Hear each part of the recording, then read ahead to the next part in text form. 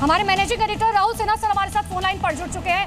Sir, हमने बहुत प्राथमिकता से एक खबर दिखाई थी कि देश भर में किस तरीके से प्रदर्शन हो रहे हैं और अब सुप्रीम कोर्ट ने यूजीसी के नए नियम पर रोक लगा दी आखिरकार। है और इसको लेकर के जिस तरीके से पिछले कुछ दिनों में देश भर में माहौल बना हुआ था, बहुत लोग नाराज थे, इस विरोध कर रहे थे इस नए नियम को लेकर के। तो सुप्रीम कोर्ट ने ये बहुत बड़ी खबर हम बता दें, एक बार फिर से नए नियमों पर रोक लगा दी है सुप्रीम कोर्ट ने। 19 तारीख तक जवाब देना होगा केंद्र सरकार को। यूजीसी को भी नोटिस जारी किया गया है सुप्रीम कोर्ट की तरफ से। सुप्रीम कोर्ट के चीफ जस्टिस जब इसकी सुनवाई कर रहे थे तभी उनकी तरफ से जो बातें कही जा रही थी उससे स्पष्टता थी कि इस मामले में सुप्रीम कोर्ट की तरफ से एक कड़ा और बड़ा फैसला सामने जरूर देखने को मिलेगा। फिलहाल नए नियम पर सुप्रीम कोर्ट की तरफ से रोक लगाने के साथ साथ ये भी कहा गया कि इन नियमों में किसी तरीके की स्पष्टता नहीं है, यानी नियम बहुत ज्यादा क्लियर नहीं है। और इसके साथ साथ अमेरिका तक का सुप्रीम कोर्ट ने हवाला दिया कि अमेरिका में जिस तरीके से व्यवस्था है, क्या वो व्यवस्था की तरफ आगे बढ़ रहे हैं। तो इन तमाम बातों को, इन टिप्पणियों को साथ साथ रखते हुए सुप्रीम कोर्ट ने नए नियम पर जो रोक लगाई है उससे पूरे देश में जो लगातार लोगों के अंदर आक्रोश बढ़ता जा रहा था, जो विरोध नाराजगी देखने को मिल रही थी, उस पर उनको जरूर थोड़ी राहत मिलेगी। लेकिन ये 19 तारीख को दोबारा से सुनवाई होनी है। इन नियमों को लेकर आप जानते हैं कि खासतौर से सामान्य वर्ग के जो छात्र थे वो पिछले कई दिनों से बहुत ज्यादा आक्रोशित थे और हम लगातार इस बात को उनकी बता भी रहे थे, दिखा भी रहे थे। पॉलिटिकली भी ये खबर बहुत ज्यादा अलग अलग तरीके से उठाई जाने लगी थी और खासतौर से कुछ राजनीतिक दलों ने इसमें राजनीति भी शुरू कर दी थी। ये बात तय है कि ये छात्रों से जुड़ा मामला है और छात्रों में जाति का कोई मामला सामने होना नहीं चाहिए। छात्र छात्र होते हैं, जी न्यूज बार बार ये बात कह रहा था। सुप्रीम कोर्ट ने अब इन नए नियमों में इसी वजह से सुप्रीम कोर्ट भी जब अपनी सुनवाई शुरू कर रहे थे तो उससे पहले ही सुप्रीम कोर्ट ने जो टिप्पणी की उसमें ये उन्होंने कहा कि इसमें स्पष्टता नहीं है और इसी को ध्यान में रखते हुए पहले तो केंद्र सरकार को नोटिस जारी किया गया, जवाब मांगा गया इस मामले में 19 तारीख का, और उसके अलावा साथ साथ ही इन नए नियमों पर रोक लगा दी गई। राहुल जी, क्योंकि जिस तरीके से सोसाइटी का भी जिक्र किया सुप्रीम कोर्ट ने, सीजीआई ने साफ तौर पर कहा कि हम सोसाइटी को किस तरफ धकेल रहे हैं, क्या हम आगे बढ़ रहे हैं, एडवांस टेक्नोलॉजी की बात करें, या हम समाज में पीछे जाते जा रहे हैं? देखिए, बिल्कुल निश्चित तौर पर स्टूडेंट, छात्र की कोई जाति नहीं होती है, छात्र छात्र होते हैं। अगर हम छात्रों को जाति में बांटेंगे तो फिर वो देश के विकास के लिए कैसे सोचेंगे, वो जातियों के बारे में सोचना शुरू कर देंगे। और यही हो रहा था पिछले कुछ दिनों से देश में। जो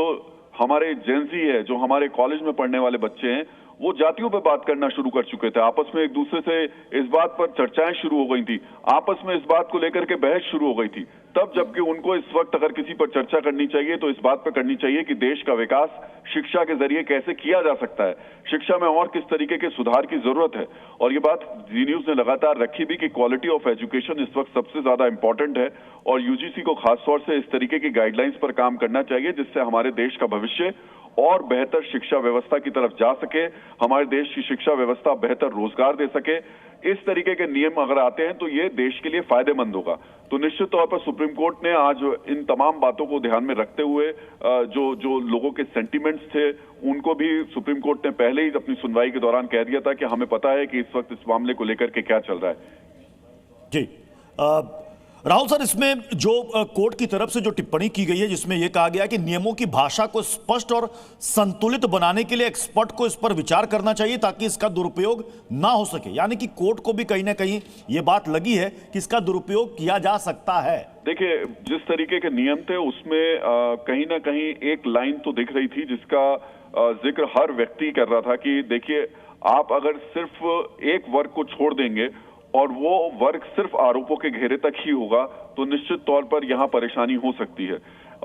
हमने ये भी बात बार बार दिखाई थी कि रोहित वेमुला केस के बाद ही यूजीसी की तरफ से सुप्रीम कोर्ट के कहने पे गाइडलाइंस तैयार की गई थी। उन गाइडलाइंस के होने के बावजूद भी जो कॉलेजेस में रैगिंग होती है या फिर छात्रों का शोषण किया जाता है वो रुका नहीं। देखिए, ये विचारधारा है, इसको क्रश करने की जरूरत है कि कैसे उन लोगों को इस सिस्टम से कड़े संदेश दिए जाएं जो कि स्टूडेंट्स का शोषण करते हैं, उनको परेशान करते हैं। और ये जाति देखकर परेशान नहीं करते हैं कि आप दलित जाति से आते हैं, आप पिछड़ी जाति से आते हैं या आप सामान्य जाति से आते हैं। रैगिंग करने वाले लोग, कॉलेज में छात्रों को परेशान करने वाले लोग जिस मानसिकता के होते हैं वो सामान्य वर्ग के छात्रों को भी परेशान करते हैं, उनकी भी रैगिंग हुई है और कई ऐसे केसेस हैं जिसमें सामान्य वर्ग के छात्रों ने भी खुदकुशी की, आत्महत्या की, रैगिंग से त्रस्त होकर के, परेशान होकर के। तो यहां जरूरत इस बात की है कि एक ऐसा समावेशी नियम तैयार हो जिसमें सिर्फ और सिर्फ स्टूडेंट्स का ध्यान रखा जाए, स्टूडेंट्स की बात की जाए, ना कि सिर्फ उसमें यह ध्यान रखा जाए कि इस वर्ग का ध्यान होगा, इस जाति का होगा और बाकी एक तरीके से आरोपों के घेरे में ही रहेंगे। तो मुझे लगता है कि शायद सुप्रीम कोर्ट अब 19 तारीख को सरकार की तरफ से इसमें जरूर जवाब आएगा और उस जवाब के बाद में देखना होगा कि सरकार किस तरीके के इन नियमों में बदलाव करती है, या फिर हो सकता है कि इस मामले को फिर एक कमेटी बना करके और उसके बाद में, हालांकि कोर्ट की तरफ से कहा भी गया है कि इस पर एक एक्सपर्ट की कमेटी बननी चाहिए जो इससे जुड़े हुए लोग हैं। मुझे लगता है कि सरकार भी इस बात को पिछले कुछ दिनों में जिस तरीके के विरोध प्रदर्शन हो रहे थे, इस बात को समझ रहे थे कि अगर इस मामले में कोई रास्ता जरूर निकालना होगा। खुद शिक्षा मंत्री धर्मेंद्र प्रधान इस बात को बोल चुके थे। तो मुझे लग रहा है कि कम से कम एक बहुत बड़ी राहत है उस वर्ग को जो कि पिछले कुछ दिनों से बहुत ज्यादा परेशान था, थोड़ा हतोत्साहित महसूस कर रहा था कि क्यों इस तरीके से उनको थोड़ा दूर कर दिया गया है।